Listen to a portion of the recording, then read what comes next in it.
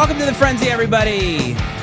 Packed show on this Thursday, September 18th. We are going to talk fired coaches, hired coaches, mad coaches, college ball, NFL.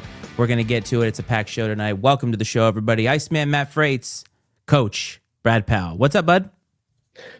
Iceman, not much, my friend. Excited to talk a little football. We've had a lot going on in the world of college football this week, so plenty to talk about. Yes. Yeah, man. Excited to kick it off.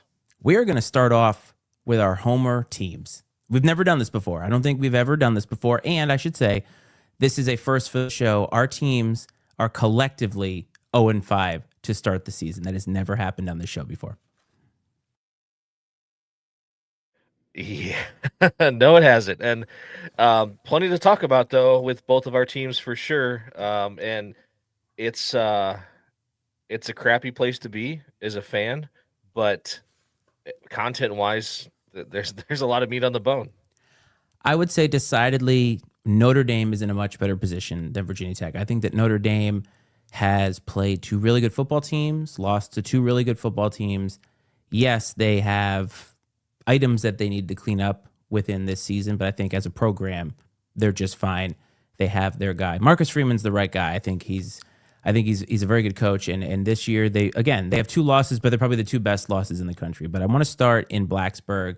I'm repping the shirt here today because if you're watching live and even if you're listening, the reason I'm doing that is I have been very hard on my Hokies the last year and a half, I would say. And last week we kind of got into it. We weren't planning on it. And I did say that I thought that it was time to move on. Little did I know that a 45-28 or whatever it was, it doesn't really matter. It was 28-0 Old Dominion at halftime in Lane Stadium in Blacksburg. And Brent Pry got fired by, Monday? Maybe Sunday? I can't even remember. It wasn't very long. I feel like it was Monday. Circulating amongst like the, sports media on Sunday, I want to say, as far as like speculating that it was going to happen. Right. And yes, Deshaun Foster got fired at UCLA, which we all kind of thought was coming. But I think this one hits obviously closer to home for me. But I think it's a lot more interesting because Virginia Tech now is looking at a uncertain future, I would say, a very uncertain future as a program. And that is encapsulated in everything that is college football now, NIL, conference realignment, right? Semi-pro college football. That's where we are. And they are now sitting as a program at the worst possible place that you could be, which is irrelevant. They are not attractive right now to any conference that's looking to realign. They are not attractive to some of the best coaching names out there. They're not attractive to recruits in terms of NIL money, in terms of geographic location. They're in a bad spot right now. But that being said, they have a chance to right the ship and really reconfigure this program in a way that I think needs to be done for today's college football. I'm just going to say this, though. The last couple of days, the names that have been thrown around for potentials it's patently absurd. Well, I'm going to throw this out there. I want you to chew on this while I'm talking a little bit. What's a better job, Virginia Tech or UCLA? So think about that. We'll come back to that later. As far as the names being thrown around, I get it. Like, and you and I have talked offline about this a lot. Like, you got to call some of those people, make them say no, because the last thing you would want to ever happen is you don't call Nick Saban, okay, Right. and he's on game day. Whatever, like for week 1 next year, and is like, I was really interested in that job. Or something like that. Like that would be the worst case scenario. But I would assume though, if the Nick Sabans of the world were interested, they're going to have their people reach out and say, hey, just so you know, like Nick's willing to kick the tires on this thing. You know what I mean? So like, but you I make don't the call. blame. That's all I'm asking is you make the call. And I don't get that. I mean, I don't blame them for doing that. I'm totally cool with that. What kind of puzzles me is people think that like they're like, if you don't get one of these 5 people, like it's a failure. They're implying that, I should say. And like, Yes. Sorry, like you said, right now there's not a lot attractive about that job other than the fact that like there's nowhere to go up. And I think that's the most impressive thing about the job or whatever. Most attractive thing is there's nowhere to go but up.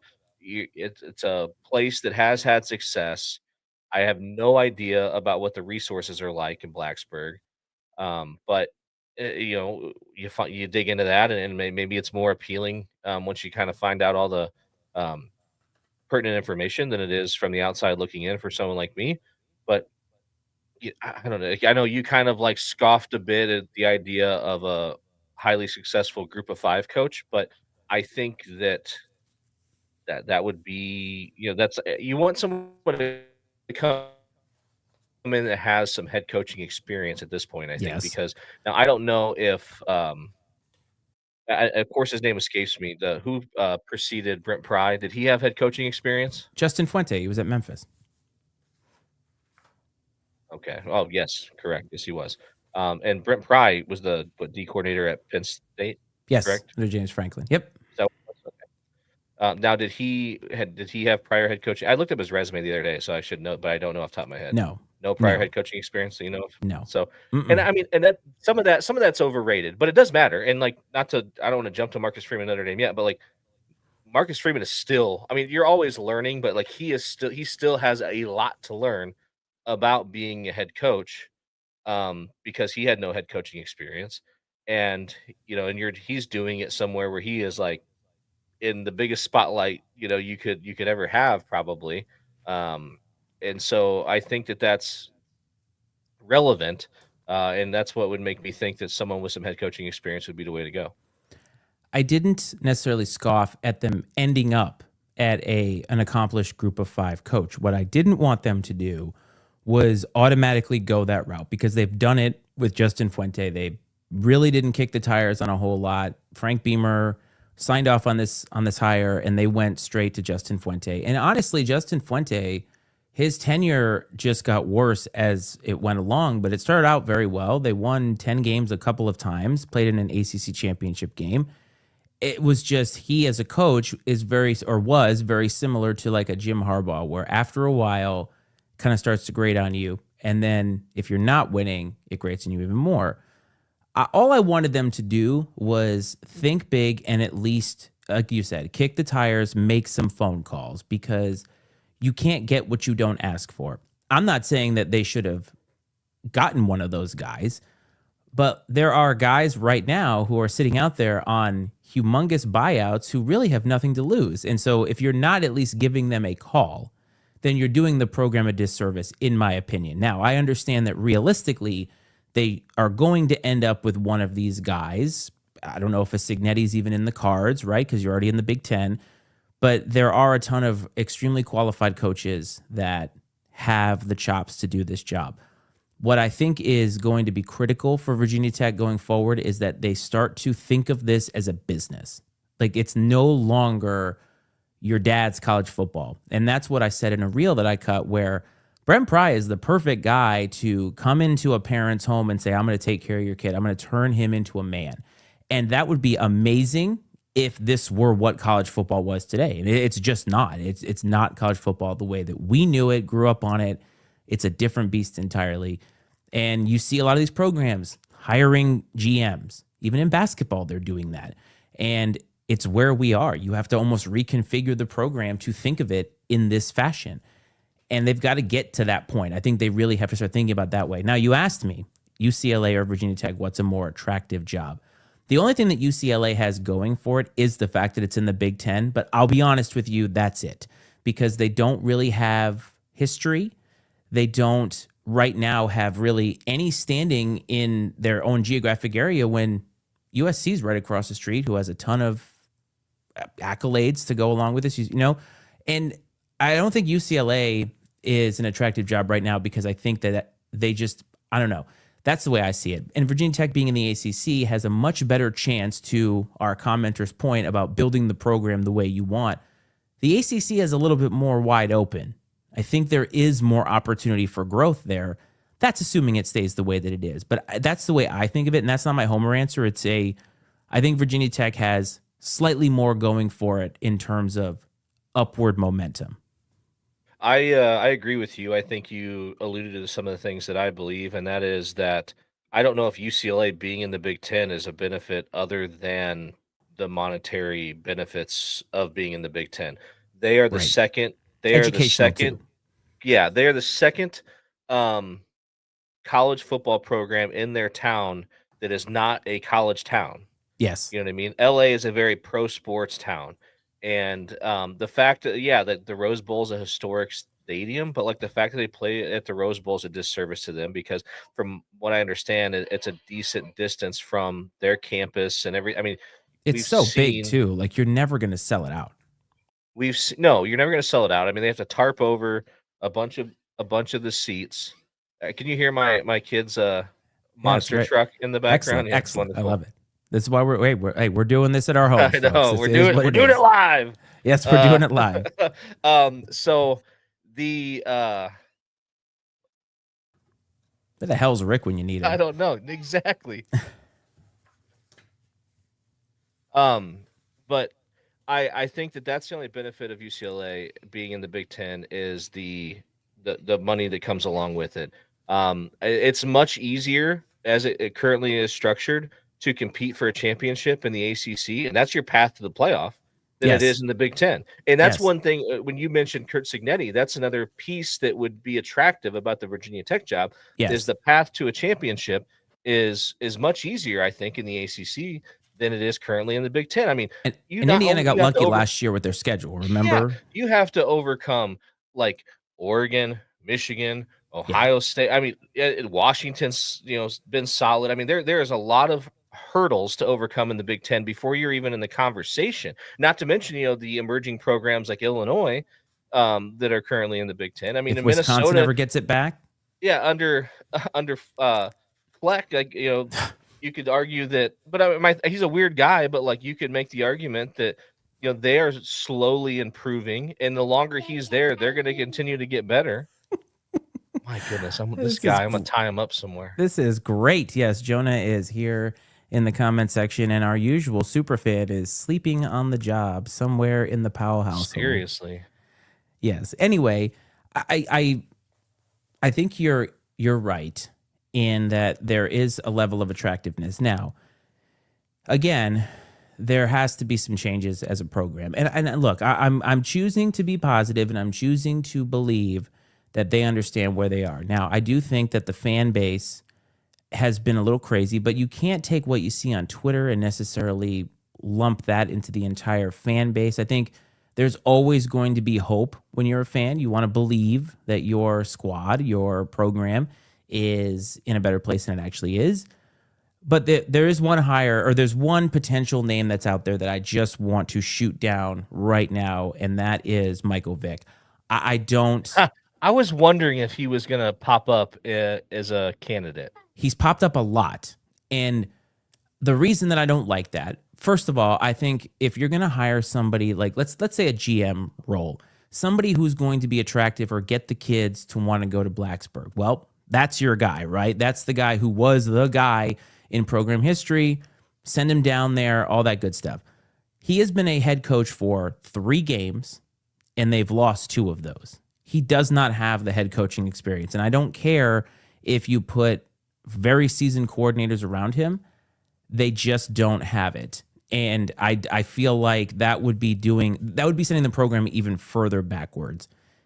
I don't think that Michael Vick wants to take the job as it is right now. Wait for the next guy to get fired and then take the job, right? Like you wait for the next person to come in. But like he has 3 games of coaching experience. I don't think that does the program any services whatsoever outside of name.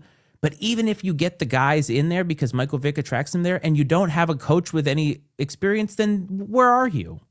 Well, and let's be honest, like the verdict's still out on like Coach Prime, right? And like that's like I think Yeah, the test. unfortunately. That's like the test, right, of if this sort of thing can work. And I know they're not the same. I don't want to draw too many parallels, but I mean that great professional athlete, gotten into coaching at a smaller school. Now, Coach Prime had a lot of success at Jackson State. They He were did. good. He did. Michael Vick has yet to reach that level of success to warrant even like if his name wasn't Michael Vick, he would not even be considered. Like we talked about here that Coach Prime was going to start being considered for bigger jobs. I mean, I thought that Colorado was below him when we remember. I said, "There's no way he's going to go to Colorado." Mm-hmm. And So I just I remember. don't yeah, right. I don't think that he doesn't have he hasn't earned a job at that level at this point in time. May he eventually? Sure. But just because he's an alum and was a great player at Virginia Tech, like you got to find somebody that's got more qualifications than that. Yes. I understand the sentiment and the emotional aspect of it, but beyond that, there's nothing there that you would, if you just crossed off the name on the top of the sheet, on the top of the resume, you would just throw it in the garbage. Yeah, it's just I don't like that at all. But there is a name out there that is interesting, not for this job because the timing isn't right, but Eddie George at Bowling Green right now, working his way up the same way Coach Prime did. Went from an FCS school, took the Bowling Green job, seems to have the chops, like a real. I think he's going to be a real good coach. I don't think it's going to be like Coach Prime because nobody's talking about him. Remember, former player, former great college football player, great NFL pro. He might even be a Hall of Famer and silently doing that at Bowling Green. Nobody's really paying attention. I think that's the route to go. Like Well, his not for this job. I'm talking about like if sure, you're going to be a player.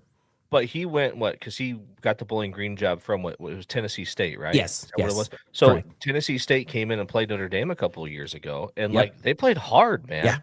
Mm-hmm. Like he got that team to play hard, and that's what you need. If you have someone that can pull effort out of 18 to 24-year-old young men, like that's half the battle. It is, but you have to know football, right? Like coaching, there's so much that goes into a head coaching position. And we've talked about this so many times about coordinators who end up going to be a head coach and they fail because everything that gets dumped on your plate as a head coach is just overwhelming. But I want to move on to Notre Dame. I think Virginia Tech will watch that. They're not hiring anybody yet. I think that, okay, one more thing. I think people were like, why would they fire him now? Just ride with him for the rest of the year. No. I like it because to get the transfers out of there. Like, and I say that because the portal's open. Let them go. Let them keep their eligibility. I think that that's a good thing to let them.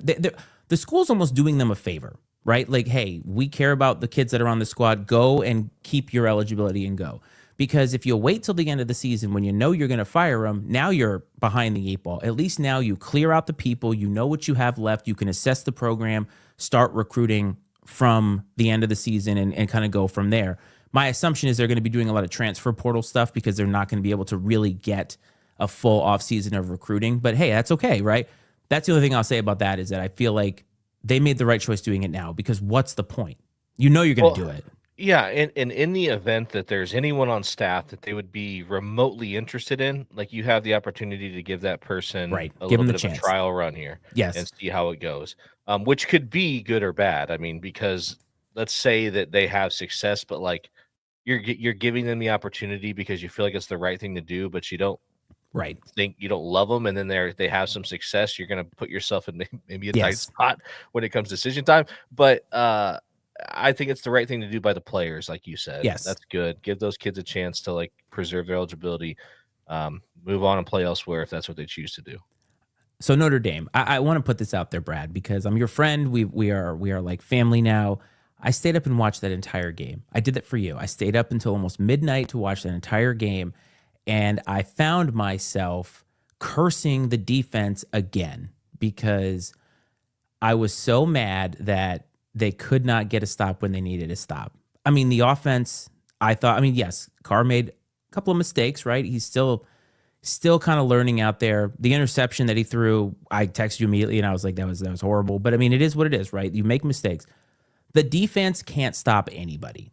They just cannot stop anybody. Oh, And this is not a playoff caliber. I mean, shit, this might not even be a conference championship caliber defense. And I mean, I don't want to be hyperbolic here because if Notre Dame runs the table and finishes 10-2, they're making the playoff hard stop. They ain't going 10-2. Like not with this defense or not.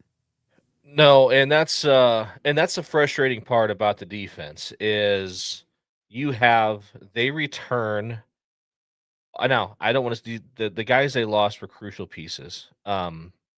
But like what kills me is people throw out like Benjamin Morrison. They lost him, but like he got hurt I think before the season even started last year. They played the entire season last year without him. So like you can't even count him as a loss. Like it's funny because I was watching he's playing corner for the Bucks the other night, which is neat to see. But um They lost Xavier Watts at safety, who actually plays for the Falcons now, got an interception the other day. That was nice to see. But they lost Xavier Watts. They lost Jack Kaiser at linebacker, who'd been like the staple at, middle linebacker. I mean, but he was limited still in some of his like skill set, but he was a good leader. And they lost a couple interior D linemen, one of which they played half the playoff without because he got injured, and Riley Mills. So like they lost a few pieces on defense, but like they've recruited so well that like the defense is loaded with talent. They're playing a lot of guys that played last year. The only difference is the defensive coordinator. And I give credit on Monday at the press conference. Shout out to Irish Breakdown. We watch it a lot, and they have someone that goes to the press conferences. And he asked Marcus Freeman, because when they hired Chris Ash and Chris Ash did his interview, and early on, he said, "I'm here to run Notre Dame's defense," and so Sean Stiers from Irish Breakdown straight up asked, he goes, "Whose defense are we seeing?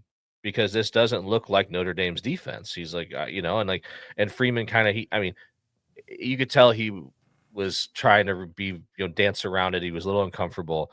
He kind of, well, this is Notre Dame's defense, but like, it's very obvious that this is not the same defense we've seen before. They're playing a ton of zone. It's very passive. And I just don't, they either think it's either a deal where like on paper, and that's the problem with some coaches, and Tommy Rees was the same way as an offensive coordinator. Some coaches are so smart when it comes to the X's and O's that they're like, they almost disregard the talent on the field when creating schemes and game plans, because on paper it works, but you're not playing the game on paper.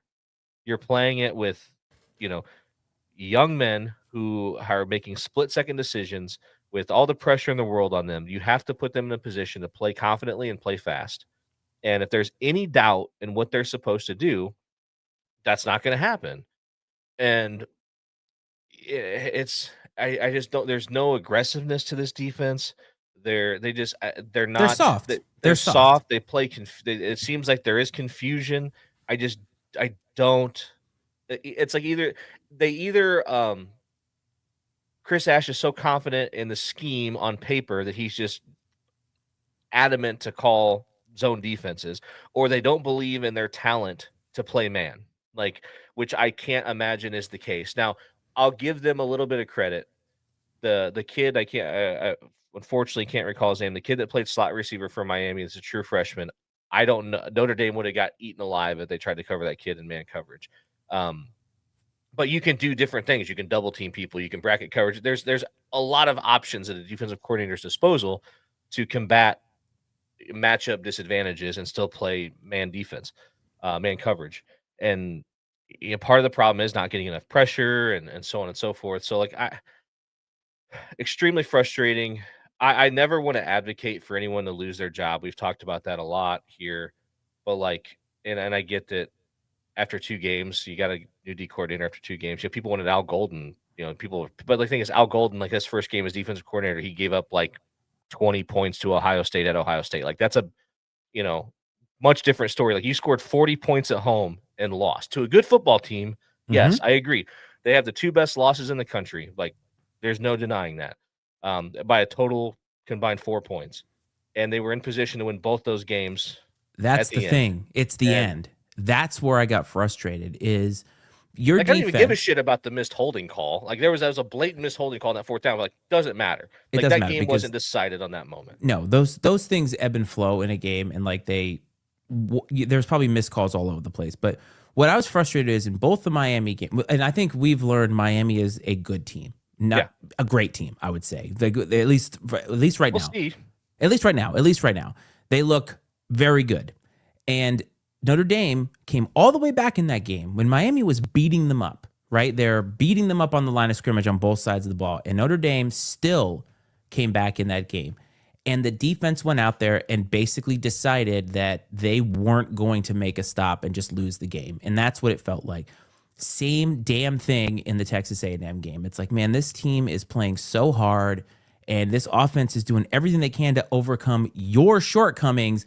All you need to do is make a stop at the most important point of the game, and they could not do it 2 times in a row. And I noticed the confusion. And now, one of two things is true when it comes to the confusion. It's either one, the kids are not smart enough to get the scheme, or two, the coaching is lacking in terms of what is expected of them with the scheme. The scheme may be great on paper, it may work historically.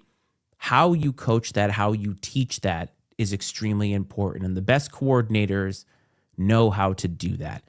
But don't worry, buddy, because there is a solution to this problem, and he just so happened to have been fired in Blacksburg.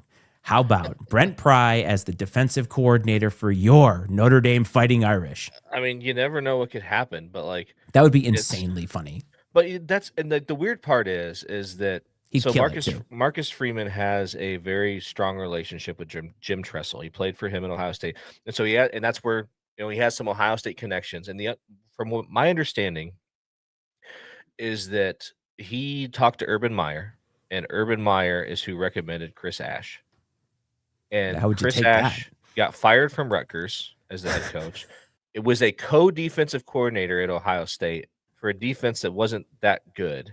I mean, they was a good team. They might have even won the national championship, I think, but like the defense wasn't that good, comparatively speaking. And so it's like it's very puzzling. The hire's puzzling alone. And when you have Ohio State that goes out and hires a former NFL head coach, a former NFL defensive coordinator, and Matt Patricia, and Notre Dame, coming off of playing Ohio State national championship, hires a guy that hasn't called a defense in 5 years and has been fired from every job.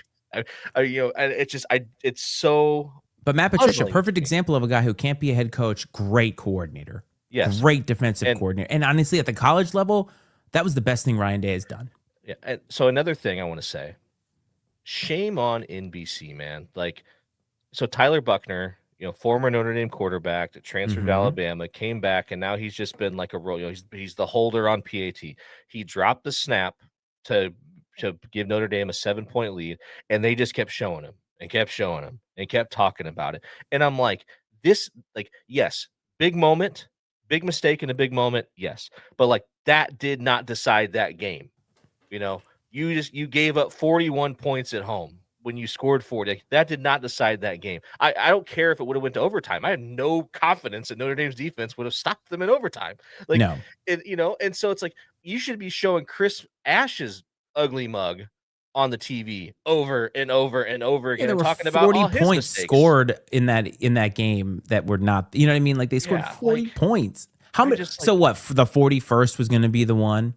The 42nd was what going to be the pissed me one. off is this Notre Dame message board that I follow. There's the other idiots on there, and they're like, I don't know why because people were talking about this a little bit. Like, I don't know why people are trying to protect Tyler Buckner. Whatever, you make a mistake, you gotta take whatever comes. And I'm like, it's not the fact that you didn't make a mistake. And I'm not a Tyler Buckner. I don't care if it was Tyler Buckner or whoever. Like, it doesn't matter. Like, it's the fact that like they're acting like that was the reason. And it's like I could list 10 reasons that were more impactful to Notre Dame losing that game or more relevant than that play, and The defense still had to go out there. They Yeah, didn't if make he a would've- stop. if he would have fumbled the snap on the first PAT of the game, nobody would be talking about it. Nope. Like, it was just the yeah. moment it happened in, which that happens in sports. We see it all the time. But like for them to just be like putting that kid on blast, it's like I guarantee you nobody feels crappier about that than Tyler Buckner does. Oh, no doubt. And he's going to continue to feel crap because Yeah. they're just going to play it over and Now- over and over again. Moving forward, Yes. there's nothing that Notre Dame could do this Saturday against Purdue, which shout out to Purdue. I feel terrible for them because they had to play Notre Dame last year after they got beat by Northern Illinois, and now they got to play Notre Dame after starting 0-2. Now who knows what version of Notre Dame's going to show up on Saturday, but like there's nothing Notre Dame could do on Saturday that's going to like change my opinion of what's happening in a positive way. I don't care if they shut them out. Like I'm not going to, there's just, unfortunately, Purdue doesn't have enough firepower for that to give me confidence that the defense, something has changed with the defense. I think the assumption is Marcus Freeman didn't flat out say this, but like the assumption is that he is going to get more involved with the defense. I don't know if he's going to essentially take it over or not, but like he's going to get more involved as he should, being a defensive guy. But there's nothing that, I could only come out of that game feeling worse. There's no upward room to go no upward trajectory for me based off the result of that game. No You matter could 70-0, I feel no different you could than I make do an today. argument that you won't get a meaningful data point for Notre Dame until they play USC, assuming USC. You know what Well, I they mean? got to Like go to there's Arkansas in a few weeks. Like yeah, that'll but be that's a test. it is, but their schedule is not like it used to. That's one thing I will say I miss about Notre Dame is when their schedule had the same teams, right? The same programs on it, those historical programs where they played Michigan every year, they played Michigan State every year, right? Yeah. I miss those days because a team like this would be perfect for that kind of a schedule because you're like, all right, so we're going to find out about Notre Dame when they play Michigan, when they have to travel to East, whatever it is, right? Now Yeah. you don't really get that. There isn't as much of that. And you're right. I mean, what game are you going to start to feel good about this team? Like, how long is it going to take? Especially if they're playing teams that you know that they should be better than. And it's hard to get excited when you're like, well, they should beat Purdue. You're right. Today, looking at the schedule moving forward, there's not a lot of opportunities for marquee wins or needle moving wins. And my dad and I have talked about this. It's like, okay, yes, like you have to run the table to even be in consideration. Like that has to happen. 100%. And you're going to have to do it with some style points along the way. You're Yep. going to have to hope that NC State ends up being pretty good. You're going to have to hope that USC continues to win. Hell, you're going to have to hope that Navy continues to have success and that maybe they sneak into the top 25 by the time you play them, and that can be considered a ranked win. There's you're going to have to essentially root for everyone on the schedule from this point forward to have a good year so that it boosts the value of those wins. And you need Miami and Texas A&M to Keep doing well. you need Miami to basically run the table and win the ACC. Which, Mhm. other than they have Florida State in a couple weeks, but other than that, their schedule is very favorable. Like, Yes. um, They're going to and crush then the Hokies for sure. right, and then Texas A&M. I mean, the SEC, any given Saturday, as the Yeah. documentary is called, and that's just true. And so, but that's a good football team. And this could be a win. You hope they don't have a letdown this week, but Texas A&M doesn't. But that's a big win that maybe could. That's a program defining win for them. That's probably Mike Yeah. Elko's best win since he's been at Texas A&M, 100%. I would say. Yeah, And I think so. I mean, that was a gritty win for them, and that's I think it's important that we give them credit for pulling out the game. Yeah. I mean, Notre Dame again put up 40 points on them, and they still found a way to win. So I think we should give credit to the Aggies where credit is I due. do 100%, man. Like they came in and did what they had to do. They weren't intimidated by. Not that Notre Dame Stadium's not like an intimidating environment. The crowd I was don't pretty say that. good. I'm not But gonna lie. The crowd but I was mean, into it. by all accounts, there were a lot of Texas A&M fans there, which is That's what not I heard. unusual. Which is not unusual in Notre Dame. People like Notre Dame people get super pissed because like long season ticket holders, longtime season ticket holders, basically see these marquee matchups as a chance to sell their tickets to basically like offset the cost of their season tickets for the year. You should And so lose your season tickets if you do that. and people get so pissed. And unfortunately, this is one of the byproducts of Notre Dame. Is unfortunately all money doesn't matter where it comes from. Money is green, and they will take it. So it doesn't make a difference to them when it comes down to that sort of thing. But you got to. I guess that's of all the things to say about Notre Dame that is going on there. I guess if that's the one you got to accept, you'll deal with it. They've changed their stance on some other things that have allowed the football team to be more competitive. So it's hard to be too critical. Fair enough. So we spent 35 minutes talking about our teams and being upset. And I think we need to have a little bit of fun. I think we need to add some levity to this situation. All right. So we've talked about coaches, and you mentioned that Marcus Freeman kind of danced around an answer.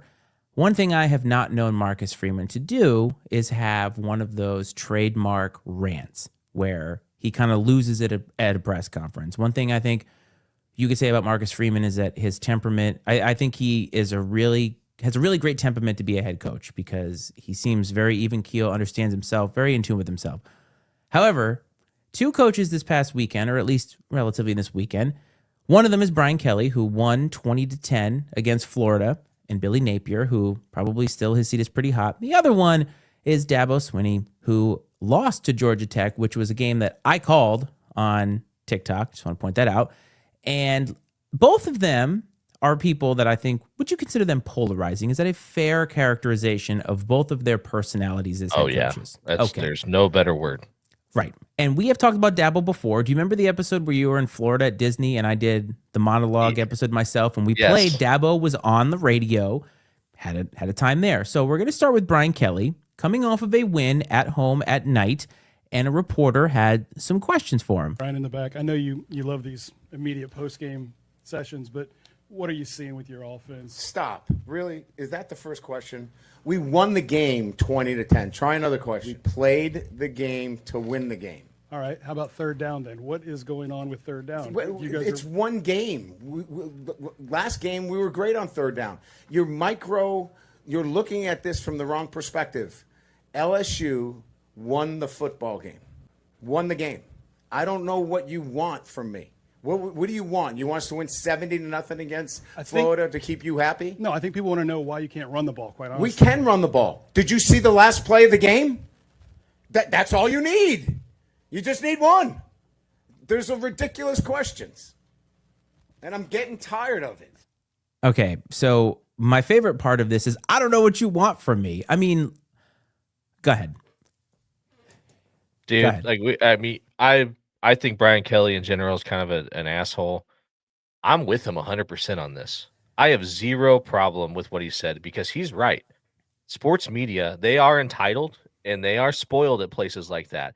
And this is what pisses me off about the SEC media is you can't sit there and pound your chest and tell everybody how it just means more and how strong the conference is and so on and so forth, and then sit there and go after your coach when they beat a fellow SEC opponent by 10 points. They covered the spread. Like they beat them by more than I think the spread Vegas had like 3 points or 2.5 or something. Yeah, it was low. I mean, I don't get it, man. Like I said, I don't blame him at all. Like, and he's right. It doesn't unless you go out there and beat. It's like fans. Like they're gonna find something to be critical about, even in the best moments sometimes. And it's so absurd. But like I don't. And maybe this guy might just not like Brian Kelly. And I did see that I'm certain he was told to do this, but he came out and basically apologized to this guy in his press conference this week. Said he'd been texting the guy and apologized and so on and so forth and whatever. But which I think is stupid. If I was him, I'd have come out and doubled down. But because like I said, with his buyout, what are you gonna fire you? Somebody will hire him. Like two things are true here. Brian Kelly's an asshole. Unequivocally true. Also, this reporter kind of, sort of made it about himself. The question of, hey, coach, we've obviously seen some offensive struggles. I know we've seen some struggles on third down. Later in the press conference, after you kind of get the vibes out there, fine. That question seems perfectly relevant, especially since they have struggled on third down. They have struggled running the football as a totality in the season. But it seemed like the guy wanted to make a point by asking the question first. Yeah. And that to me was a look at me moment. And Brian Kelly seemed to me like he came to the press conference looking for a fight. And it very well could be a motivating tactic for his team. Yes, his team won, but he's a good head coach. He knows what he's looking at. He has to know that his team can be better.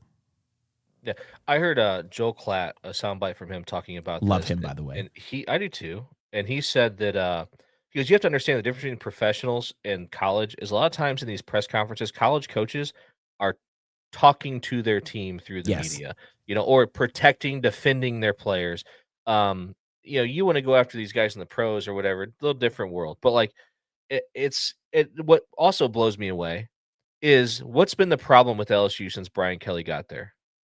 The defense has been terrible. Their defense is on point this season so far. Like, why isn't anyone be like, Coach, the defense? What happened with the defense? The defense looks great. Where's that question? Yes. Not to mention he finally won an opener. He finally won an opener. Yeah, yes. I mean, Florida beat him last year. Right. This is I actually agree with you. When you sent it to me, I was like, oh God. And when I watched it back, it's like you have to take off the blinders for a minute because, again, I don't like him as a human being, but it's also true that a reporter can be a dick in a moment. And it kind of feels like we got that. Your team is 3-0. And when he said, what do you want us to be? 70-0? I mean, really, because you got a hard-fought win in the SEC. Those do not come cheaply. Ask Tennessee about that, because Tennessee did everything they could to beat Georgia, couldn't put him down, right? That was a great game this weekend. Ask Arkansas, who couldn't get it done against Ole Miss. Like, you take wins in the SEC when you can get it.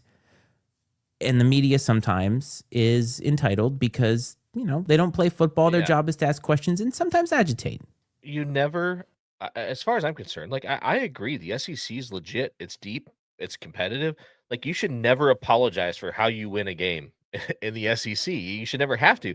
And that's really the only thing that pisses me off about Brian Kelly in this case, is that he did come out and apologize. I would have been like, no way.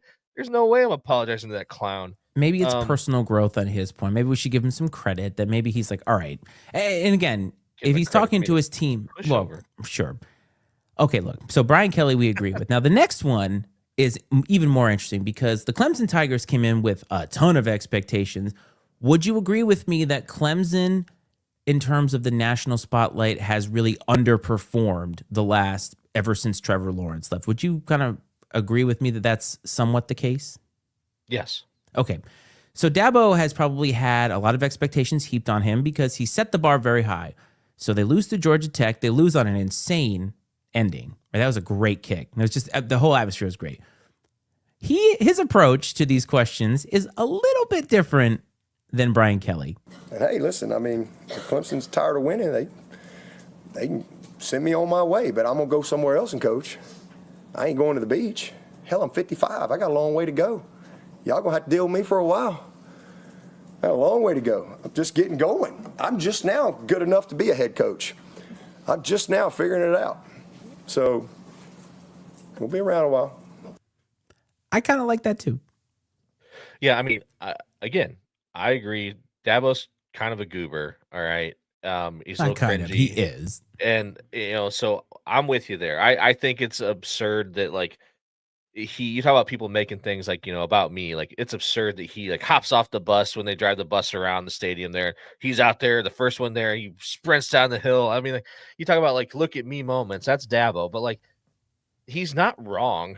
I mean, I barely was aware of that Clemson existed before Dabo Swinney was there. They couldn't win a big game.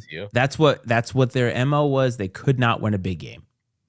And I mean, Dabo Swinney is Clemson. Without Clemson, Dabo Swinney would get hired. If they fired him tomorrow morning, he would be hired before lunch by someone. 100%. You know what I mean? And yes, sure, somebody would take the Clemson job because what Dabo has built is attractive there. But, like, Clemson needs Dabo more than Dabo needs Clemson. I mean, and that's just true. No matter what you think of Dabo Swinney, he does. That's why he said that. Like, he absolutely does. He knows it. And is it cringy that he said it and he said it in the way that he did? Yeah, because that's just his personality. But he's not wrong at all. Well, he also laid out the success. How 2 national championships, right? Like 2 national championships, 8 out of the last 10 ACC championships, how 7 times making the playoffs. And I'm like, I mean, again, if you're going to get rid of him, who you bringing in?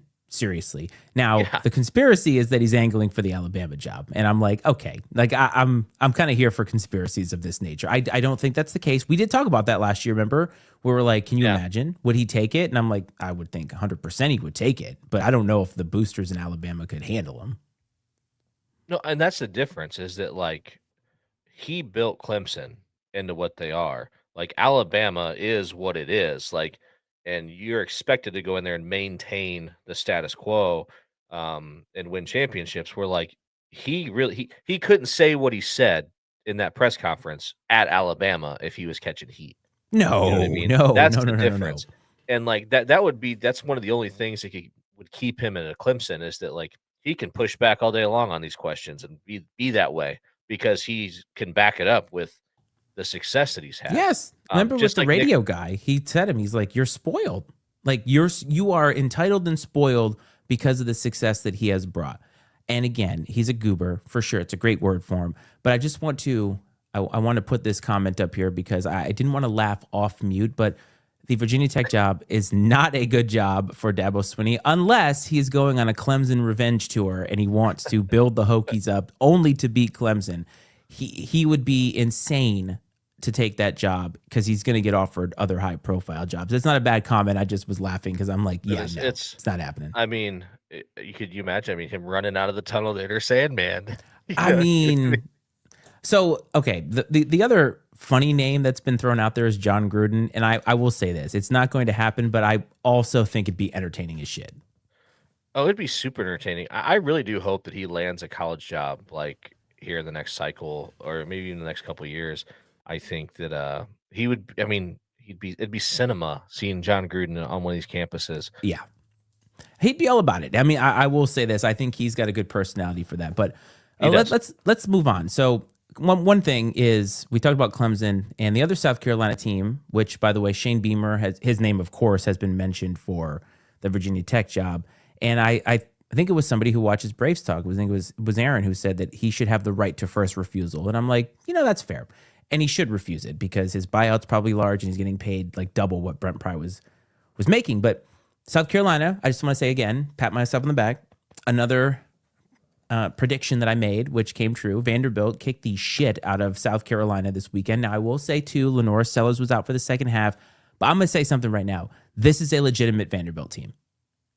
Yeah, when I saw in the notes that you put Clemson and South Carolina look like frauds, I was like, that's unfair to South Carolina because I don't know if it is because they haven't looked good this season yet. Okay, I mean, sure, and Carolina fans will tell you that. But they've won until they ran into a very good Vanderbilt football team. And I understand that they are perennially the doormat of the SEC, but that is not the case now under Clark Lee. Anchor's down, baby. Anchor's down. This Vanderbilt team is legit. We'll in a few weeks. They have I think they have a couple of cupcakes, and then they could be undefeated going into Tuscaloosa. I'm here for it. Yes, I'm here for it. And that's the one, man. That's really the tipping point where we're gonna know like where they're headed. Could you imagine a world, man, where Vanderbilt's in the college football playoff? Like that's what I love about the 12-team playoff is they could go 10-2 and get in, for sure, probably. And that's what's great about it is you're gonna see teams like that, like Indiana last year. I mean, Indiana would be like, oh, they had a good season, but like no one would give a crap if they weren't in the playoff. The fact that they got to play in the college football playoff, like that's awesome. Dude, I didn't imagine they beat Michigan. They were to the 12-team playoff. They beat Michigan to the 12-team playoff. I didn't imagine a scenario in which we'd be talking about Indiana or Vanderbilt on this show throughout the entire history of Iceman and Coach. But here we are 2 years in a row mentioning teams like Indiana and Vanderbilt who have never been mentioned on this show, maybe ever, if you think about it. But I only said transfer portal. I know. But I only said frauds only because South Carolina, like the Virginia Tech win looks a lot worse now, right? Like how close that game was looks a lot worse. Their offense took a while and to beat South Carolina State, and they really were almost not in the game against Vanderbilt. And their schedule is really, really tough. Dude, I looked at it again today. It's rough. Oh, gosh. Basically, they have like 4 more teams on their schedule. They're in the top 15 right now. Yeah. And essentially, their schedule in the SEC this year is the opposite of what Indiana got in the Big Ten last year. Like, it is brutal. It is the epitome of murderer's row. And it's not necessarily Shane Beamer's fault, but, I mean, if Sellers was going to be out, they're totally screwed. But this was kind of one of those games where both of these programs coming in, it was like, all right, which one of you is going to take the step? And Vanderbilt continues to take the steps. I will say this too. Diego Pavia is trying to get another year of eligibility through the courts, and he may win. So it's very possible that we're going to see him again next year. And the question will be, where's Clark Lee going to land after that? Because he's going to get a job. Well, that's what's interesting. And they say this too. I mean, there's other people this comes up with, I guess, and, money talks. But he's a Vanderbilt alum. And so you just wonder, I mean, there's got to be money there, I'm sure, in Nashville, but like, you just wonder. You think he'll stay there? You think he'll stay there and build a Frank Beamer type program at Vanderbilt? I don't know. I mean, I think it's more possible to do that these days with NIL and things. And, but that's what you wonder about, like, not to keep pounding the Virginia Tech and Shane Beamer drum, but like, hypothetically, if they came to him and offered to pay him more than what South Carolina is paying him, That'd would be a he? lot. That'd be a lot. They have to pay him like Right. $10 million a year. I don't think they can And afford that. but like, let's say that some booster came along and was like, "I'll write the check, blank check, whatever it would take." Frank Beamer. Do you think that Shane Beamer would even consider it, or do you think it's just like he's just like, I have good memories from there as a kid and everything else, and like that's good enough for me, and I'd like to leave it that way? Because Yes. if you go there and you struggle, Yep. it's like, not that it erases that, but like it changes a lot of things. Yeah. Again, right of first refusal, 100%. You make the call, offer it to him. He's going to turn it down. He should turn it down. I think he wants to separate himself and have a separate legacy from his dad, because you're never going to be on the same level. And you're right. If he fails, and it's a lot harder to be successful now, right? I mean, there's a path there, but you got to get it done. And so I don't think that that's the route. But you can always go home, but it doesn't mean that you should. yes, I totally agree with you on that. One last thing.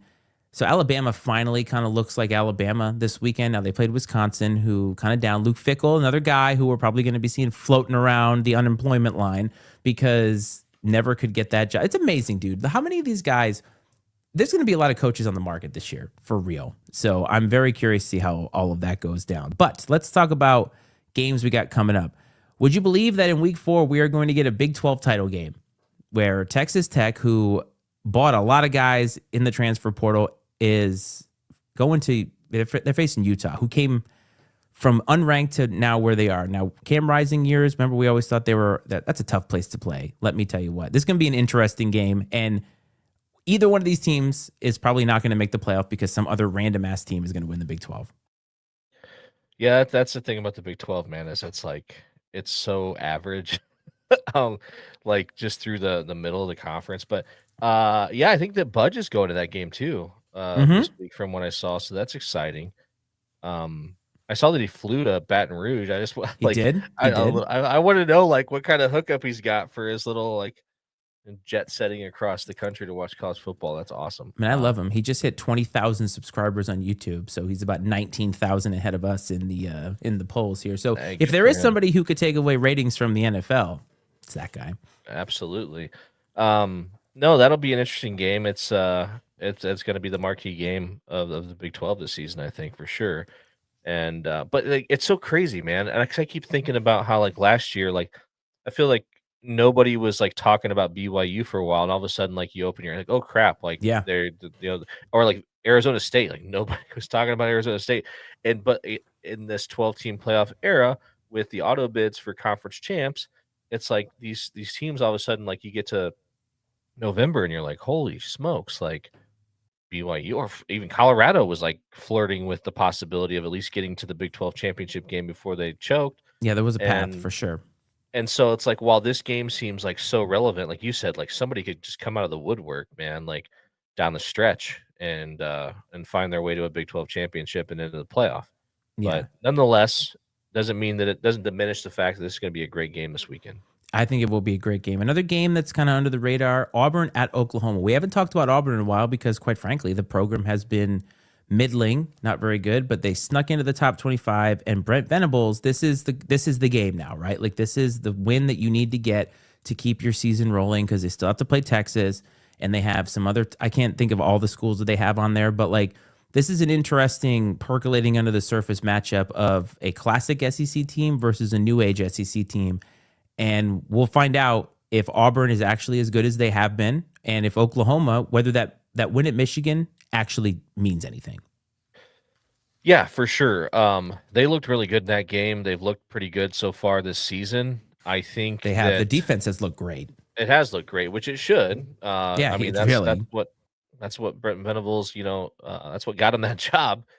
But I'm not as Auburn. I think is Hugh Freeze is probably. I wouldn't put him on the hot seat or anything, but I think that like if he has a mediocre year this year and then it doesn't improve going into next year, right, he's a guy that's probably going to be in trouble too. So, and if you can't go, because I guarantee you, like the people in Auburn, Alabama, probably look at this like Oklahoma is no SEC team, blah blah blah, whatever. Right. And if they go in there and get their doors blown off, we might start hearing some rumblings about Hugh Freeze. And not to mention he's not a super great human being either. No, not great. Yeah, no, not really great. So that's one to watch. Now, I put this one on here because Tulane, I think, is possibly the group of 5 team that we should be keeping an eye on in terms of the playoff. Now, they did kick the shit out of Duke, and it's funny because Duke has their former quarterback. So Tulane is traveling to Ole Miss. Now, this is one of those sneaky games where I feel like if Tulane is for real, they're going to go into Oxford and they're going to get this big win. So I circled that on here because I'd love to see if they are actually as legitimate. Because remember, a lot of people thought Boise might be that team. They lost right out the gate. And who's that group of 5 team going to be? We're going to find out a little bit whether that could be Tulane here, I think. Well, what's interesting, because I wanted to look this up. I'm like, all right, Ole Miss is coming off of a close game with Arkansas. Really? And they have LSU looming next week. Correct. And so it's like this is, prime trap game territory with a really good football team coming in. And this just feels like the kind of game that Ole Miss can't lose, that Lane Kiffin's going to try to lose. And if they go out there and they're impressive and dominant, I'll feel really good about I kind of like have a little soft spot for Lane Kiffin. Yeah. As weird as it, I mean, I think he's kind of one of those guys that like he probably got thrust into some jobs that he really wasn't ready for, some good jobs, some big jobs. He learned a lot. He had to he got brought back down to earth. He got humbled some. It sounds like he's made some changes in his life. I think they're actually getting ready to come out with a documentary about him that I heard. And so like, he's one of those guys that I think is now really kind of like trying to do it the right way. And so I wouldn't mind seeing him have some success. And that starts on Saturday with going out and beating a good football team in Tulane. Sure does. And the aforementioned South Carolina Gamecocks, what do they get? They get to travel to Missouri. And Missouri is another team in the SEC where it's like, man, can't catch a break. All these teams in the SEC are, if not good, but like good enough to beat anybody on any Saturday. So South Carolina has got to regroup now and go on the road to face a very game Missouri team. Yeah, and I mean, really, a lot of that's going to come down to Lenore Sellers, and if he's able to go, I haven't dug into that at all. I have no idea what the prospects are there, but without him, that's going to be a real uphill battle. Dude's a great player. You hate to see the fact that he got knocked out. Yeah, I mean, that was rough. And I was looking at the box scores from their game against Vanderbilt. I mean, they turned the ball over 4 times. He did have a big interception in the red zone. I saw he did. When the game was still tied 7-7, but things happen. Even after he went out, they turned the ball over 3 times. I mean, you can't win when you turn the ball over 4 times. No, overall, and so obviously him being able to play makes a big difference. Missouri is no cakewalk, as you mentioned. So, and it's on the road in the SEC, so you never know. The only reason I put this game on here is because this is where game day is going. Game day is going to Coral Gables for Florida at Miami. Now, look, the spread is only 7.5. And on the surface, it looks like this should be a blowout. But what do you think about game day's decision when the game that we're going to talk about after this is on the slate for this week? Actually, there's 2 games on this we've already talked about that could be up for game day. I mean, this is one of those games where it's like, because of being an in-state rival, like you could, they'll throw the records out the window type of thing. And that probably has a lot to do with it.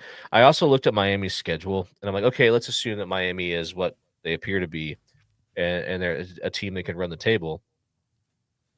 This is their most, like, by far their most impressive home game they have left the rest of the season. That's what I was thinking too. There's like nothing else that's even like appealing down the stretch here for them. So I was like, okay, I mean, they do go to Florida State in a couple of weeks, but that's not going to Miami. And that's a big part of it, I'll bet. And I agree with you. The game we're going to talk about next is more deserving from a matchup perspective, but nationally, the Florida-Miami game probably does get more attention just because of the names. Yeah, and game day is a college football show, but at the end of the day, it's a business, and they want to attract people to watch the games, and there's an entertainment value. And it's like, do you remember the Lee Corso doc when Reese Davis said it's football, or it's entertainment, sweetheart. Football's the vehicle. That's what game day is out here for. So I get it. If this was a pure college football show, this next game would probably be the one that I'd want to see them at. I mean, how often is game day going to go to Bloomington, Indiana, to Illinois and Indiana? What's great about this matchup, dude, is last year Indiana was the darlings. Indiana still seems pretty good this year, but everybody's saying Illinois is last year's Indiana, and they get to face each other in week 4. And this is going to be a fun game, in my opinion. It would be awesome to see what Bloomington would bring for College game day, but nationally, nobody really cares about Indiana University football. I'd be curious to know if these two programs have ever met in a top 20 matchup. That's a good point. Let me get the history intro of on their that. programs. Yeah. And Jonah, look that up. Jonah, look it up. So anyhow, I agree with you. Now, one thing that's nice, I think that pulling it up right now, next week, and I don't know what else is on the slate. Next week, Illinois hosts USC. So that could be a possible destination. And then in 2 weeks, they host Ohio State, or 3 weeks, they host Ohio State. So maybe you hope Illinois could get over this hurdle. You hope they could beat USC. They got to go to Purdue and at that point in time, you've got 6-0 Illinois hosting what's likely 6-0 Ohio State in a potentially a top 5 matchup. Yes, and you're for right. the first time in history, College game day could go to Champaign, Illinois. That would be very fascinating. But back to this game first and foremost, Illinois, Indiana, like being here. I'm a couple hours from Champaign, where the U of I is. A lot of buzz just in Central Illinois about Illinois and how their season's going. I know people are pumped about it. And this is a big game. This is kind of like the game to crown who is the darling, as you put it, of the Big Ten this year. Does a loss from either team make you feel less confident in either of these teams? Like if this is a close game and let's say Illinois edges out like 26-23 or vice versa, do you feel like Illinois is less good than we think that they are because of a loss here? Or is this kind of one of those games where both of these teams could still come out looking good even in a loss? Man, unfortunately, I feel like whoever loses this game is going to kind of be like written off a little bit. And that's not how it should be, because now I don't know what Indiana's schedule looks like, but like Illinois has the ability to rebound like impressively, at least in the national spotlight, because look at this, Brad. Look at that, 1950. Man. You're hired, Jonah. You are hired. The only time Illinois and stat. Indiana have played as ranked teams was in 1950, folks. 1950. It is 2025. So to kind of compare, so Illinois, I already told you, they have USC and Ohio State coming up pretty quickly. Indiana has a game at Oregon and a game at Penn State left on the schedule. So, I mean, they both have 2 marquee games, what you can consider marquee games. The difference is Illinois hosts their 2 marquee games, and Indiana is going to be on the road for sure at Happy Valley. And I think on the road no, I don't need to add it as a favorite. Get out of here. Gosh, is this a must-win for both of these programs? Is this a must-win? Yeah. Like, I mean, if they want a path to the playoff without winning the Big Ten, absolutely. Indiana definitely has a harder path, though. They have to go to Oregon and to Happy Valley to play Penn State. So yeah, that Oregon game, Oregon looks pretty good. Yeah, they do. Yeah, they look really good. My goodness. I like Dan Lanning a lot, and there is something to be said about the fact that they haven't worn hideous uniforms yet. They've been going with like more of a classic look, and I don't know if that has anything to do with it, but they look good. And Northwestern currently, while their new stadium's still being built, is they're playing in their makeshift stadium along Lake Michigan, which is like a glorified high school stadium. I mean, it probably holds like 8,000 people or something. Like, It has to be, and Northwestern is not good. The stadium's small. It's not even a real football stadium. That has to be such a hard place to go.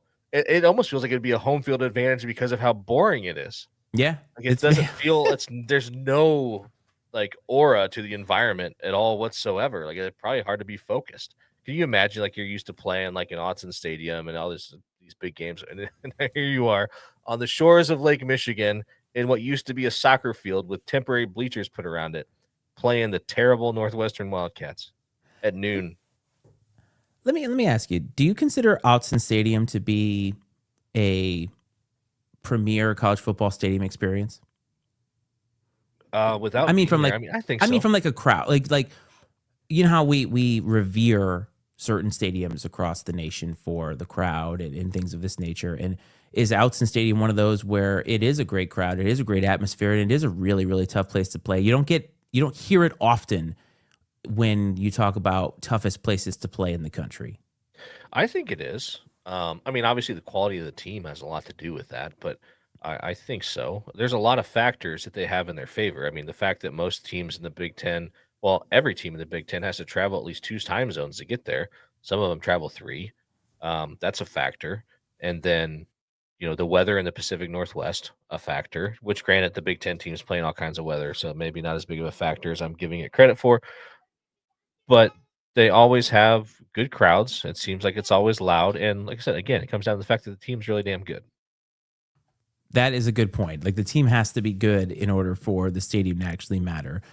All right, so this is going to be a great slate of college football games. We obviously have a lot of time to go, but even in week 4, you can get a matchup that's critical. Now, I'm going to move on to the NFL, and I want to ask you a question because I think this actually hits more close to home for you than it probably looks like on the notes. But Joe Burrow is hurt again, and he's got turf toe. He's going to be out for 3 months.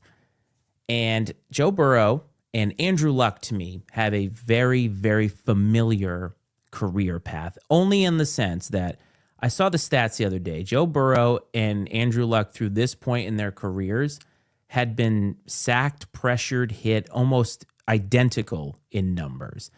And Joe Burrow gets hurt a lot. Now, Andrew Luck wasn't as hurt as often, but I want to ask you, when it comes to sacks, when it comes to a quarterback getting hurt, the Bengals and the Colts didn't put a lot of investment in their offensive line.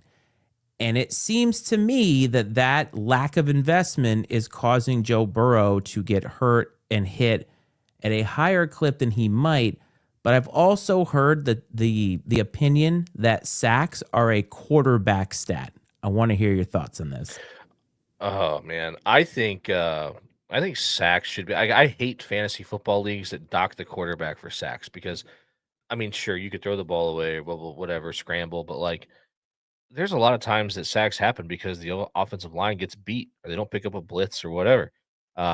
I've always made the argument that, like, in fantasy football, you should be able to draft a team's offensive line the way that you draft a defense, and you should lose points if they give up sacks because I think it's way more on the offensive line than the quarterback. So Go ahead. let me ask you, though, if a quarterback holds the ball, like, that's on him, right? Because the offensive line can't be asked to hold the line for that long. Yeah, sure. Yes. I mean, but also I think you have that, they always talk about that internal clock in their heads that's ticking. Right. And I think there comes a point in time, there's got to be that moment where it's like, okay, whatever, 4 seconds, 3 seconds, 4 seconds. If I'm not delivering the ball, I need to move and get myself to a position where I can either at least not lose yardage with my feet or find someone to check the ball down to or throw it away.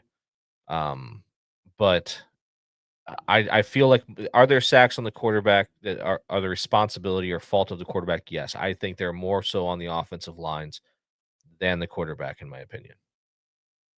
Okay, that's fair. And when it comes to building a team, do you feel like when it comes to financials that teams like the Bengals, who have historically not been good, have a quarterback of this caliber that they should be doing whatever they can to give him the best offensive line possible, even if that may be at the detriment to some of the skill position players that they have? What do you think from a business perspective? Because, like, I just feel like the Bengals are wasting Joe Burrow's prime.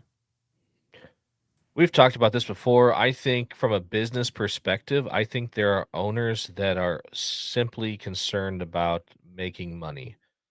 They don't care about winning championships. They just care about not being completely awful to the point that fans stop coming to the game. And Cincinnati strikes me as one of those franchises. They don't have a rich history of championships, so there's no expectation of it. Joe Burrow has been the most positive thing that's happened to that franchise in a long time. And you would think that would make you want to protect him and to be able to put yourself in a position to compete for championships. But I bet you the amount of money made by a pro franchise in a AFC championship appearance season or even a Super Bowl appearance compared to, like, maybe miss out on the playoffs by one game is probably not that different. for a place like Cincinnati. You know what I think it is? And I'm going to be very transparent and honest here. It's I love watching Joe Burrow play quarterback, and the Bengals have robbed me of so agree. much time It of sucks watching him play. because he's a great player. Yes. When he okay, so Joe Burrow too is the kind of player that he thrives in hero ball. In the sense that like the Bengals play this frantic game every year where they start slow and have to really come back, and every possession is gotta have it. And they kind of thrive in that. But I'm a little mad and upset because again, I'm losing time watching a guy who is so good. When he is on, he's just as good, if not better, than Josh Allen, Lamar Jackson, and he's even up there with Mahomes. I mean, he has outdueled Mahomes more than once. And I feel like the criminal negligence of not putting a competent offensive line for this guy, and also missing on like every draft pick that they have had in that regard, it's robbing me of fun. That's what it's doing. No, I agree. He's very talented. He's a great player that I would like to see play for a really long time. I think it's fun to see these franchises that have not been traditionally successful be good, like the Lions. Like we talked about the Lions a lot and things like that. But it just sucks because I don't think that they give a shit. No, they Like, don't. I And mean, really, when it comes down to dollars and cents, I don't think they give a shit. But hey, giving a shit, Carly Ursay on the sideline with a headset. She's making shit happen. I know a lot of people are upset about that. She's not meddling, is she? I don't. Everything I've seen, man, She's is listening, like people right? like supporting it.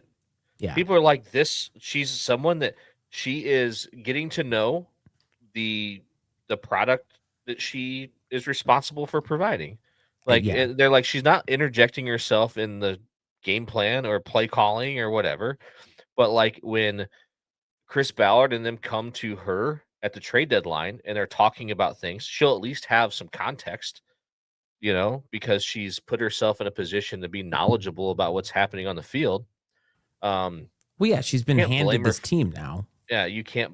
I mean, I don't know, man. Initially, I thought it was cringy as shit. I'm like, how does it get weirder than Jim Irsay, R.I.P. But like, and it's like, well, this is unique, But hey, if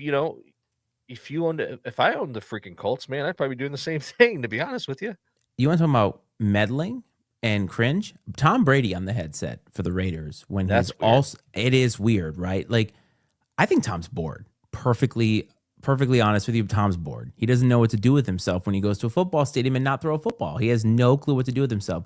But he's also on the broadcast, which is so weird. Like this, that to me feels much more cringy than the owner's daughter, who is now the effective owner of the team, or one of the. I think she's like the operating owner, because I think he left the team to his daughters, and I think she's the one who's handling the business of all of it. And she just wants to be informed. If she has a microphone, that's a little bit different. But from what I can gather, she's just got a headset. She's listening. And look, the Colts are 2-0, and are they good? Too soon to tell. Yeah. They're not bad, I don't think. And so Indiana Jones is a great nickname, by the way. Isn't it, man? Oh, It's perfect. it's I mean, I fantastic. think that I can't take credit. I saw Terrific. it somewhere else. But like, I think that, it's so interesting. It's like, can the Colts and Daniel Jones resurrect each other simultaneously? You know what I mean? Like, no, they gonna save each other? no. I think that this Colts team is going to be very similar to the Saints last year. Remember, the Saints put up 40 plus points in their first two games and finished like 3-14 or some shit like that. I don't think it's going to be quite that bad, but I think that the Colts are going to come kind of back down to earth. Is Daniel Jones like as good as he's maybe the He's Giants got a better just record suck. than Patrick Mahomes right now. Okay, that's a great segue. I don't know if one of your friends ever listens to this. He probably is not, but I'm going to say this now. The Chiefs, watching them play offense is offensive. It looks like work. And the fun that you had watching the Chiefs on offense, and you kind of set aside the winning because they were so fun on offense, they're boring and it's late. I hate it. I hate watching them on offense right now. Not that he cares, No. but Travis Kelce is washed. Oh, good Lord, is he washed? Are you kidding me? Oh, Like, goodness, man. Like I said, not that he cares. He's got plenty going on for himself, but he's washed. He's doing just Hey, fine. I heard a interesting stat today. They were talking about, it was something that was talking about officials. Yes, you too. Thank you for Antoine, showing. have a good one. Yes, thanks for stopping by. I think that it was a stat. It was some sort of thing. They were talking about officials and how bad officials are, and so on and so forth. And then they threw out a fun stat. They said, "Do you know what team in the NFL last season had more touchdowns called back for penalties than anyone else? It's the Chiefs. Against them, you mean? No, that Oh. had more of their touchdowns called back due to penalties. That had the most touchdowns called back due to penalties. Gotcha. All right, Kansas City Chiefs. And then the team that had the most touchdown drives extended by other offenses due to penalties was the Buffalo Bills. So Okay. I was like, those were fun stats to hear. But like the Chiefs one's fascinating because there's this narrative out there, right, that the Chiefs get bailed out by the refs and so on and so forth. And I mean, we've talked about it here a few times. And to hear that though, you're like, well, shit, man, they've had more taken back, and you know, they would be even better if if the refs were on their side than they've been, because the refs have taken more touchdowns away from them than anyone else. So we've talked about this with the Chiefs, that the Chiefs don't get all the calls. What I think happens is when they get the calls that they get, it's the correct call, and it always seems to be well timed when a team would need a call. And if you're rooting against them, that feels frustrating, but also it's the right call. Things happen. But we have some questions in here now, and you can go ahead and put them up because these are old school questions, buddy. This might be for you. So we want to thank our new subscriber, our new listener here, and that is right here. So would Johnny Unitas be better than Josh Allen right now? Now, this is the kind of question that I like because you have old school, new school, and a lot of times, tell me if I'm wrong, most people try to keep the old person in that era and then take the new person in this era. They don't put them on equal playing ground whenever we start to make comparisons like this, because they're like, well, Johnny Unitas could never survive today. If Johnny Unitas had today's technology, today's nutrition, science, all that, yes, he would, right? So go ahead. That's a good point that I wasn't ready to consider. You're welcome. You know, for real though, I was not thinking about that piece at all, because my initial thought was no, he would not be, because Josh Allen is a far superior athlete than Johnny. The kicker for the Buffalo Bills is probably a superior athlete to what Johnny Unitas was at the time of his prime. Probably everybody in the NFL. I saw a clip. Speaking of kickers, I saw a clip earlier of it was a game from like the early 90s where the kicker for the Seahawks kicked like a 45-yard field goal, and the announcers were losing their minds, like, of how impressive it was. And now, like, we got guys routinely kicking 60-yarders, you know, and like he had the big bulky the kicker, the big bulky shoulder pads, everything else, and it's like single shows bar. how he had actually a double, but it was still real small, double bar. But I'm like, it just to talk about how much like the game's changed and how much better players have gotten, I don't know how you can like account for the advances in technology because it just didn't exist. I think a lot of times in these cases is boring. This is like the lame, boring, not fun answer, Antoine. I think it's best to leave Johnny Unitas in his era and Josh Allen in his era and just leave it be like that. And I love nostalgia and reminiscing about the greats. You know, Babe Ruth, you know, the greatest baseball player of all time, would be irrelevant, you know, if you just plucked him out of his era and dropped him in here today.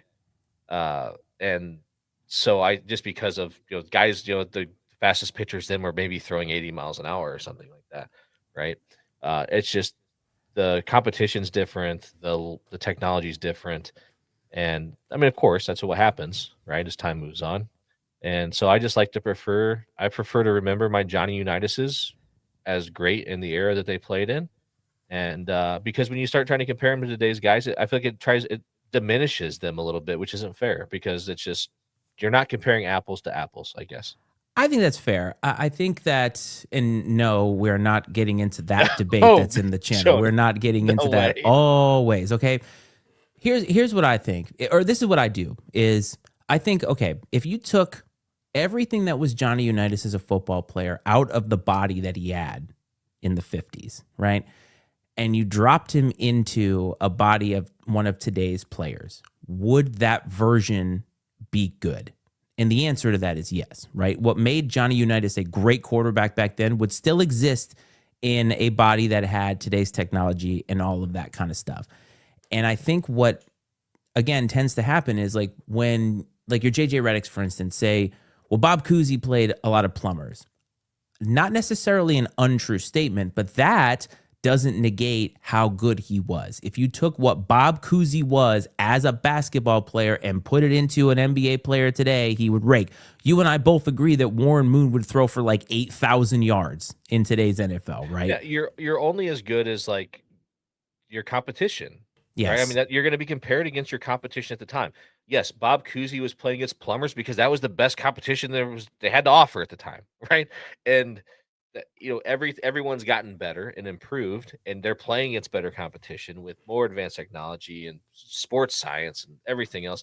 But yeah, if you could take the intelligence, the knowledge of the game, the baseline skill set that they had, and plug it into today's game with all the things available to them, yes, they are likely on par with what we see out of today's superstars. I mean, Jim Brown, right? Are we going to diminish what Jim Brown accomplished because when he played, the league wasn't what it was? No, of course not. Actually, as a matter of fact, if you want a modern day comparison to Jim Brown, go watch the Ravens because Derrick Henry is basically that, where he's just so much more powerful and better than everybody else.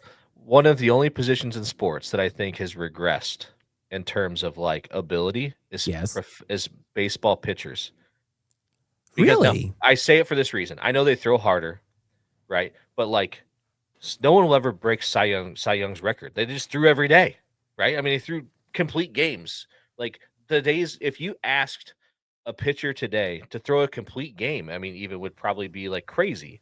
They're probably not barely capable of doing it. Yes, the strategy is so you know what different. I'm saying? The strategy's changed because it's just throw as hard as you can for as long as you can, which is about 4 innings at best, 5 innings, and then move on to the next guy. And then it becomes specialists and matchups the whole rest of the way. Well, you know what has actually happened, Brad, is you mentioned like they throw harder.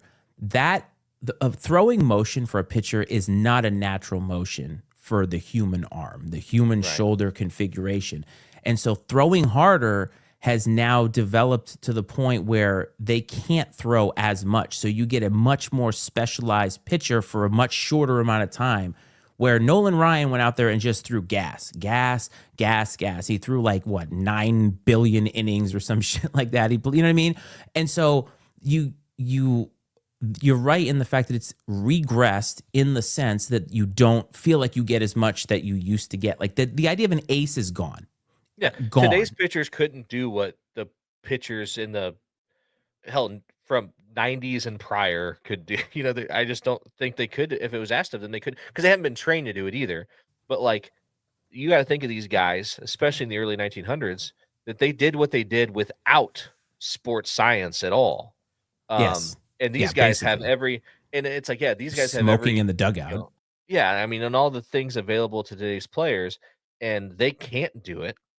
But they also can't do it because sports science has told you it's really terrible for you to do that. But that's one thing I think is almost like tipped on its head from a lot of other sports comparisons is Major League pitching. Almost in any other comparison you could make, today's athlete could do what the athlete of old did, except for in pro sports pitching. There's no way today's pitchers could do what the pitchers did back then. That's totally fair. And nothing says football frenzy like a little old baseball talk. Yes.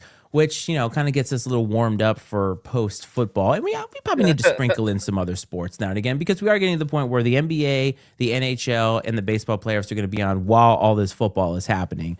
All right. So a couple games to watch out for, Brad, this weekend. Rams at Eagles. Eagles got a big win against the Chiefs. Now they get another good squad coming in. A lot of talk about the tush push. I think it's stupid. Just stop it. That's just my opinion. However, they are jumping a little early on some of those tush pushes that are like microscopically hard to tell for the referee. So I just think we should be watching that. Broncos at Chargers. The Broncos got a tough loss. Chargers, Jim Harbaugh, man. Everywhere he goes, they get better instantly. If that's not a sign of a good coach, I don't know what is. I saw, I think it was Colin Cowherd the other day said the greatest college or the greatest football coach of the modern era is not Bill Belichick and it's not Nick Saban. It's Jim Harbaugh. Yeah. I mean, maybe Andy Reid's in there too. But he's like, at this point in time, now yet to be determined what he's going to do with the Chargers. He's moving in the right direction. Yes, but he could, let's say he takes the Chargers to the Super Bowl. It's like, okay, will have taken 2 pro football franchises to the Super Bowl, has won a national championship at Michigan, coached a very successful program at Stanford. I mean, just like he will have essentially won and been great everywhere that he's been.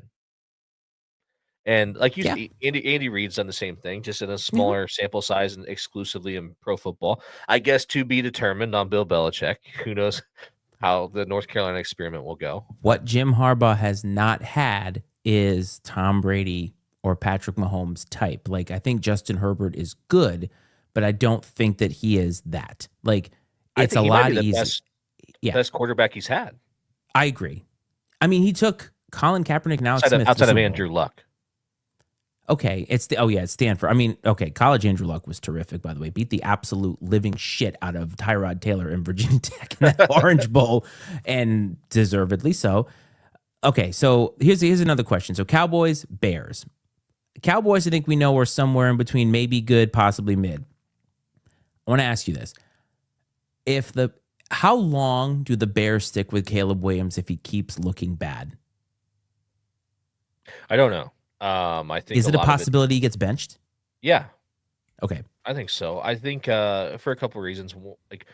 First of all, it's Ben Johnson, new head coach. There's a much larger sample size on Caleb Williams, and I think it's easier for him to make that move and survive it because there's a decent sample size on Williams at this point in time. The backup quarterback is kind of beloved, which is not unusual. It's not unusual, but like maybe more so than normal. And so there's that aspect. But I think it really comes down to like behind the scenes and stuff we don't see in the locker room. Like, is there division in the locker room because, is Caleb Williams liked by his teammates? Because it's one thing to be bad, but if your teammates like the Ryan Fitzpatricks of the world, he's probably like everyone's favorite teammate, right? Even though, guy's been a journeyman quarterback. He's played for like over half the franchises in the NFL. It's another thing to be bad and also be an asshole and unliked by your team, unlikable. You could be Aaron Rodgers, where you're very talented and you're kind of a dick, but you get away with it because you're so good. So I think that will play into it as far as like the culture in the locker room and how well liked he may be. And people think that people might think that's stupid, but I think it's relevant, especially if you're bad. Like, why be bad and miserable with a guy that nobody likes? You might as well be bad and riding with the guy that people want to play for. Yeah, I feel like Caleb Williams may not be coachable. Like, I'm worried that what he wants to do, put a cape on, I don't know if he's capable of actually not doing that. And that's not what Ben Johnson needs. He can't play in his system. We talked about that when he got drafted, you remember? Yes. Jared Goff has resurrected his career because he can play in a system. Did very well with the Lions and Ben Johnson. Caleb Williams is what? He's like 6'2", something like that. Like, he's not a super tall guy. Right. He's not like a Cam Newton or Josh Allen type. And his arm strength is pretty decent. He's somewhat mobile, but I would not consider him fast. And guys that are 6'2" and below generally tend not to throw to the middle of the field, right? Drew Brees being the exception to that rule. Yes. Not afraid of anything. And I feel like Caleb Williams, when I watch him the first 2 games of the season, is late.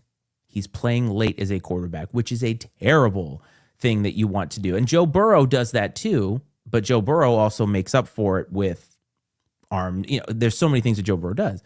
And I feel like Caleb Williams is wanting to play a style of football that he should not be playing because I don't think that he has the physical attributes to make up for being as late as he is and not necessarily making all the right reads.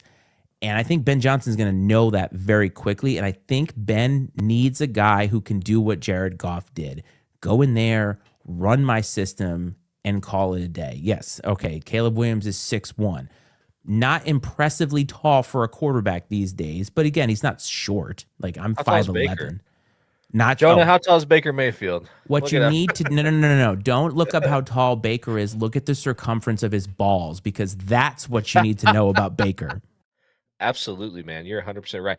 I still maintain that whatever potential that Caleb Williams had within him was flushed down the drain in South Bend, Indiana a few years ago when Oh, USC came yes, to of play course. Notre Dame, and they turned him over 4 or 5 times, and he was crying in his mother's arms after the game or whatever. I mean, like, they broke Caleb Williams. Obviously, I'm just being a little funny there, but no, You're also we talked a long time about how he was one of those guys that's like, even at USC and Oklahoma, he wasn't like, it's like he would like hold on to the ball too long just so he could scramble and make some crazy play. It's like he didn't know how to like drop back, go read through a progression. Right, that's what I'm find talking the open about. guy. You cannot do that in the NFL. And like, yeah, you can watch the Patrick Mahomes of the world and be like, well, that's what he doesn't. What Patrick Mahomes is doing is still within a system. Baker is also 6'1". Did you look up the circumference of his balls by any chance? Because it's going to be bigger than that. I don't know if you'll be able to find that on Google. But, No, you won't. I'm sure. Right, just look at the biggest wheelbarrow you can find at Home Depot, because that's what he's been carrying them around the field with. Oh, absolutely. All right, so we have come full circle here. Another game, Chiefs and Giants. That should be a get-right game. MCDC, they're back. They put up 50-something against the Bears. Don't count the Lions out. Buddy, this has been a packed show. I mean, honestly, this is the most fired up I've been in a while. We have been sort of just letting loose here. We've got new people in the chat, new people that supposedly subscribe to the channel. We have Carver here, who's going to give us his expert analysis on something. What do you guys say, buddy? Yeah, are the Bears any good at football? No. Okay, there you go. And I think that's correct. That is the correct take. The Bears are not any good at football. Brad, I'm going to let you handle that. If you want to follow us on social media, you can find us, INC Sports. Subscribe on the channel if you want to. Subscribe in audio if you want to. We will be back here next week. You'll see my face all over TikTok, Reels, a bunch of that stuff. Brad, it's always great to see you, buddy. And for everybody else, hope this finds you well and safe. And we'll see you next time. This is Football Frenzy.